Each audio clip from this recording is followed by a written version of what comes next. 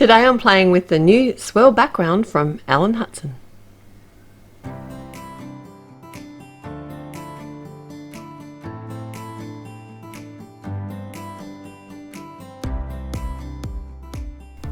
Hi, it's Therese from Lostinpaper, and the new release from Ellen Hutson is here and it is fantabulous.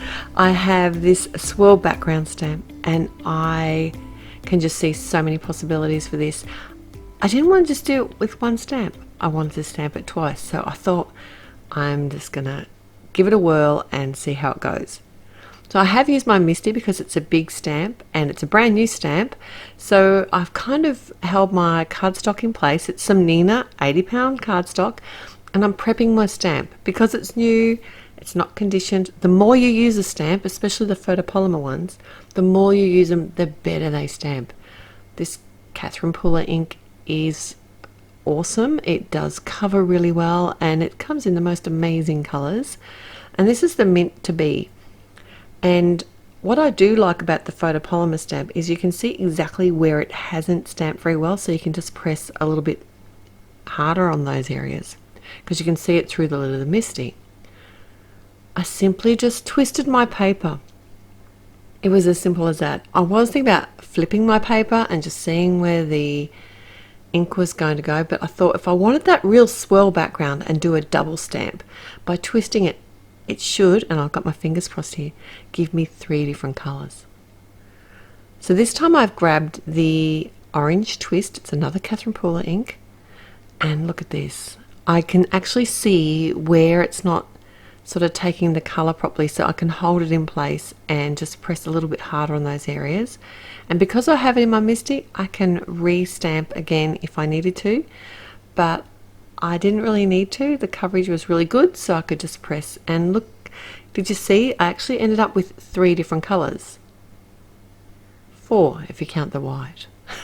I've got this cute little zebra. It's from the Life is a Circus set, and I did cut it out with its coordinating die. I didn't do any shading. I just did some simple black stamping with the Obsidian Altenew black ink.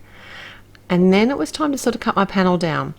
Because I'd twisted my stamp, I'd lost a bit of space with that, so I wasn't going to be able to get a full coverage for the front of a card, which is kind of, it's just slightly bigger than the card front with the stamp. It's a large stamp, but not massive. I don't know.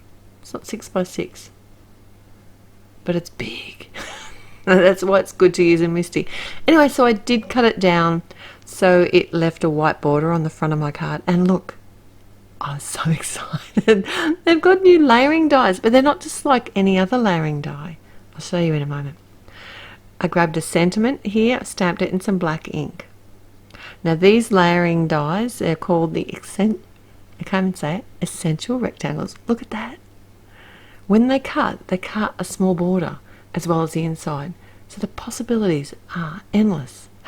So what I did was actually add one of these rectangles to my panel. I had no plan on doing this, but it worked perfectly. I have a piece of scrap cardstock here, and I've added the outside border.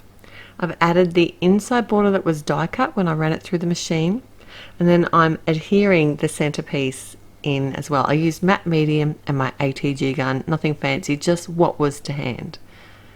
Because I'd sat that other piece in as a template, I suppose, it just stopped me from adding it all crookedly. Then I could just remove that piece that wasn't adhered. How cool. It just gives me a white border. The possibilities for this are endless. I attach that to the front of my top fold card as well as the zebra and the sentiment, and I'm done.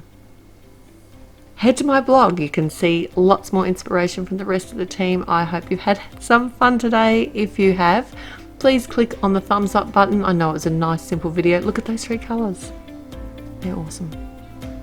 And if you haven't already, please subscribe to my channel, and I'll be back here again real soon. I look forward to seeing you then. Till then, happy paper crafting. Bye.